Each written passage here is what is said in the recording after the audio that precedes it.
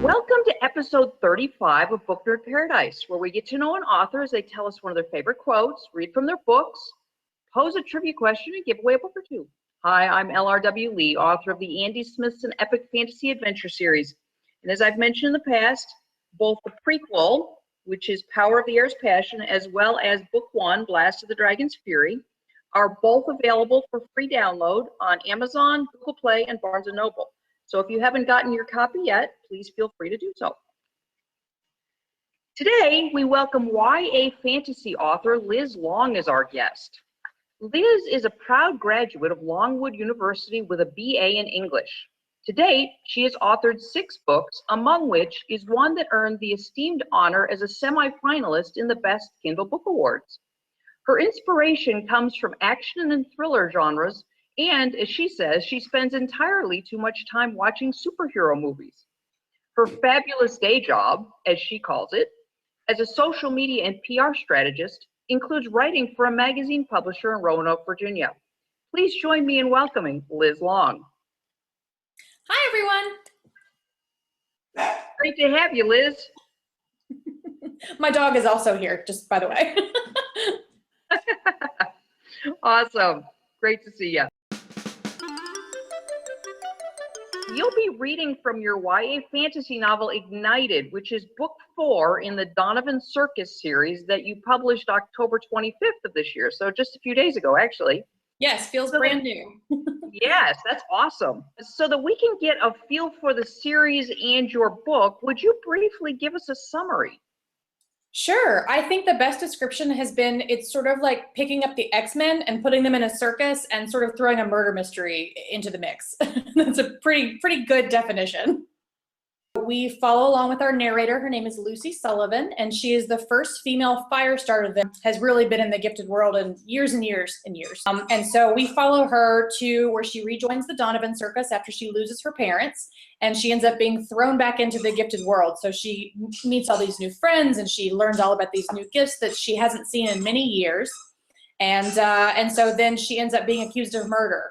And so it turns out you have to figure out if the bad guy is truly the bad guy or if there's truth behind some of the things that he says about the people that she's trying to learn how to trust. And so it follows along the story where each book, I guess, is technically standalone, although of course I recommend reading the prior one before you do that, just so that you're not confused, because there are a lot of characters and gifts to keep track of. It's been a lot of fun to write these gifts and to sort of get wrapped up in their world. So it's been a fun ride. You've selected a favorite quote. If you would, tell us what it is and then tell us why it's a favorite. So I really love Eleanor Roosevelt's quote, "No one can make you feel inferior without your consent." And to me, this is important as a person in general, but especially as a woman. I think that in this day and age where people are quick to throw their own opinions into the mix, it doesn't matter what they think. As long as you're doing what you're doing and as long as it makes you happy and you're not hurting anybody, I think that you should do it. I mean, you know, it's just like chasing a dream. Why shouldn't you go for it just because someone thinks that you shouldn't or thinks it's silly? That's their problem. That's not yours. So you should never let anybody bring you down just for their own sake. So you're going to be giving away a book. What will you be giving away? So I have this lovely paperback copy of Gifted that will go out to anybody who lives in the US. If they are outside international, it will be an ebook, but it is the first book in the Donavan Circus series that you guys can run away to the circus with me. Awesome. Okay. Well, this sounds cool.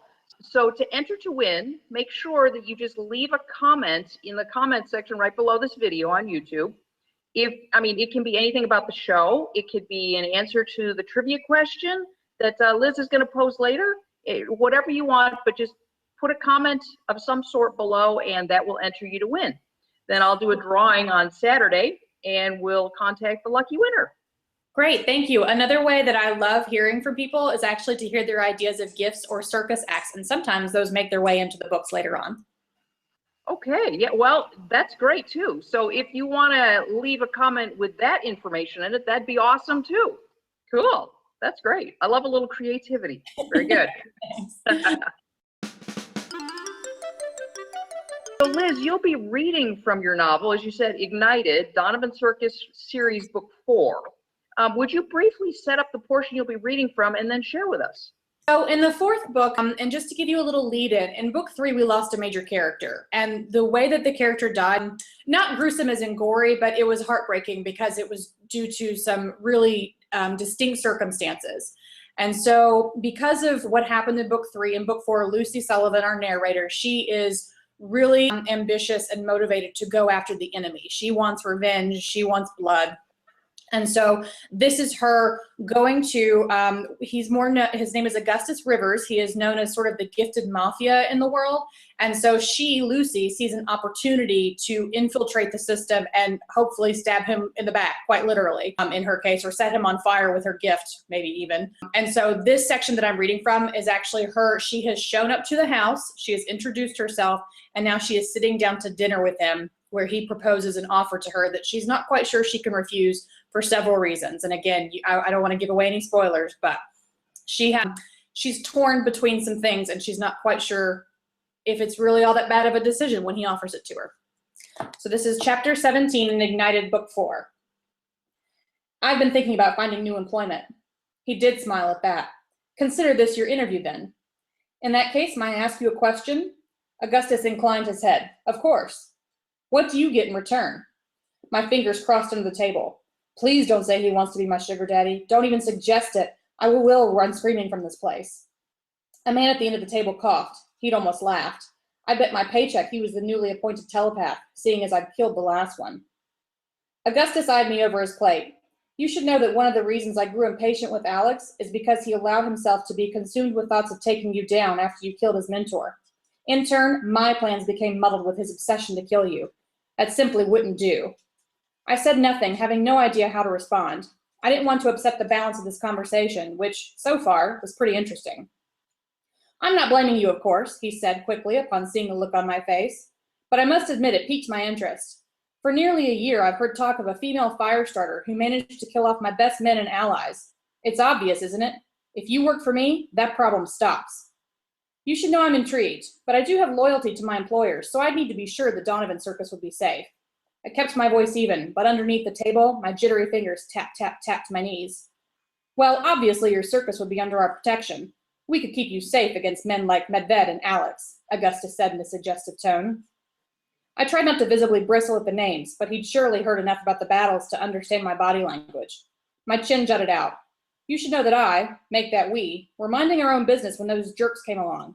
We just want to continue the show. None of us want bloodshed. Nobody wants war. Neither do I, he said quickly, sitting back in his chair. He rested his hands on his stomach. I'm glad to hear that. I'm open to leaving Donovan's little freak show alone in exchange for your resume. I sat on my hands to keep them from flaming up at his remark. You're important to gifted, I said, and I'm also going to guess the human world too. If there's ever been a time to end these fights, it's now. None of us want or deserve to die. He chuckled. Ma, you certainly can give a speech. Perhaps we should place you in a PR position, become the face of my business. Augustus turned to one of his men. Can't you write something like that to wow our team? He shrugged. I'm willing to negotiate on your idea of world peace. I nearly sighed in relief, but he cut me off. There's one more condition. I should have known it wouldn't be that easy. My grip tightened on the fork in my hand. What is it? You start right now. No going back to Sheffield Donovan. My mouth opened and closed while I traded a look with Sebastian. The humor in my tone faltered. Not even a 2-week notice? Things are growing more complicated by the day in our world. Your gift would offer me protection unlike any other, Augustus said. He glared at our table companions as though expecting one of them to argue. They remained quiet, a few even nodding in case he happened to be looking at him. Despite my initial enthusiasm about playing spy behind this man's back, my upper lip curled. You mean you want me as your attack dog? He shrugged. It's not quite as elegant as I'd like, but I suppose it's a fine enough description. Think about it, Lucy. You'd have all the money and power you could ever want. The Donavan Circus goes along on its merry way unscathed, and you have a platform on which to stand, where you help others understand my intentions, hence your plans for world peace. I glared at the telepath, who frowned. Time to work around him. You know, Augustus, I think that sounds exactly like what I need. But I have one more question for you. How is it you know I'm interested in the position here? He chuckled. Sebastian told me there'd been incidents at your show. I could only assume someone as powerful as you would grow tired of being the ringmaster's puppet. A little voice inside my head screamed in agreement. Where'd that come from? I supposed I could go along with it. He sat up, his lips twitching, watching my face. Even as he leaned in to put his elbows on the table, his eyes never left me. I didn't break contact, remembering Sebastian's words to show strength. So you do want to leave the show? Sheffield Donavan isn't quite the man I thought he was, I answered. It wasn't entirely a lie. I knew he was baiting me, waiting to see how I reacted to any nitpick on my ringmaster. I hardly needed the push. Sheffield should have known better than to get caught by that timid manipulator. His choices led him to where he is now, and it's no wonder he's turning into a pathetic alcoholic. A smile curved upward on his face. I'd hooked him. Time to reel him in. I blurted out the first thing that sprang to mind. Sheffield's broken a lot of promises.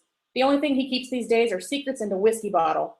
I said, surprised at the venom that seeped into my tone. I couldn't help but think of Sebastian's words in the car about my anger at Sheffield. Augustus lit up. And now you're ready for new employment? I nodded, keeping my head high. I'll keep it honest if you will. The dark jewels finally broke away, flicking to look somewhere behind me. I had $10 on the telepath for confirmation of my answers. I must have passed the test because Augustus nodded and came back to me. His flat voice gave me the heebie-jeebies. I feel it's only fair to warn you. If you even think of tricking me, I will not hesitate to use a particularly unpleasant method of bottling your gift and slitting your throat. The little voice in my head whimpered, but I remained stone-faced. That won't be a problem. A slithery smile appeared on his wide face. Then welcome, Lucy Sullivan. You work for me now.